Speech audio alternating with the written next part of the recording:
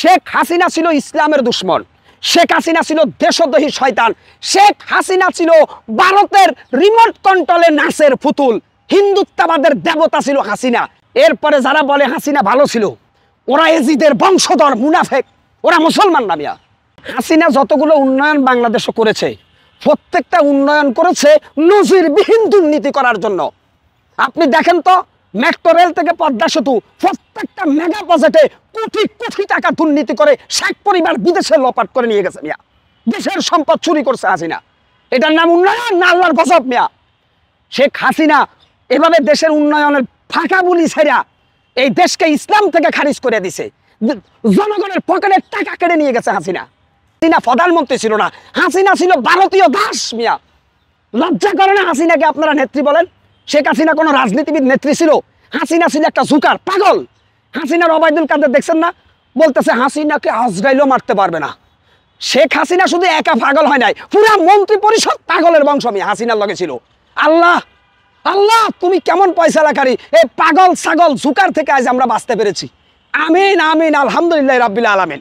Titanic জাহাজ বানানোর পরে বিজ্ঞানীরা বলছিল এই জাহাজ কেউ ডুবাতে পারবে না, অথচ একটা বরফের সাথে লেগে আটলান্টিক মহাসাগরে টাইটানিক জাহাজ ফেটে টুকরা হয়েছে। ঠিক ওবায়দুল কাদের আর হাসিনা বলছিল আওয়ামী লীগ পালায় না, শেখ হাসিনা বলছে বঙ্গবন্ধু কন্যা পালাতে জানে না। 4 দিন পরে আল্লাহ বলতেছে এবার পালা, আর রক্ষা নাই তোর, পালা, পালিয়ে যা। অহংকার হচ্ছে পতনের মূল।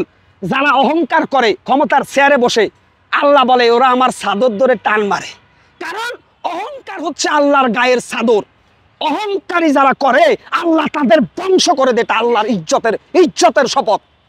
ফাইজলামি করেন নি আল্লাহর সাথে আপনারা। হাসিনার অহংকারের কারণে হাসিনার পতন হয়েছে। এই জন্য বলছে বঙ্গবন্ধু কন্যা পালাতে জানে না। আল্লাহ হাসতেছে আরশ থেকে, আরে সর্বনাশ, তুই পালাতে জানোস না, তা আমি একটু দেখাই কেমন করে পালাতে হয়। ঠিক আল্লাহ হাসিনাকে দেখাই দিছে কেমনে পালিয়ে যেতে হয়। আমি 2029 সালে নির্বাচন চাচ্ছি। এখন এতদিন আমিও নির্বাচনের পক্ষে ছিলাম বিএনপির সাথে, এখন থেকে আমি নির্বাচনের পক্ষে নয়। আমি 2029 সালে নির্বাচন চাই।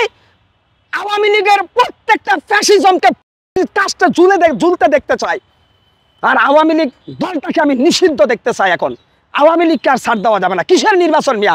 নির্বাচন দেওয়ার পরে দেশে হবে কি আমরা জানি। নির্বাচন দেওয়ার পরেই আওয়ামী বিএনপির ভিতরে যেভাবে আওয়ামী লীগের এজেন্ট ঢুকে আসে না, ওরা আবার আওয়ামী লীগকে মাঠে নামার সুযোগ করে দিব মিয়া। জনগণকে আবার আওয়ামী লীগ না, আমরা এইভাবে আর স্বাধীনতা নষ্ট হইতে দিতে চাই না।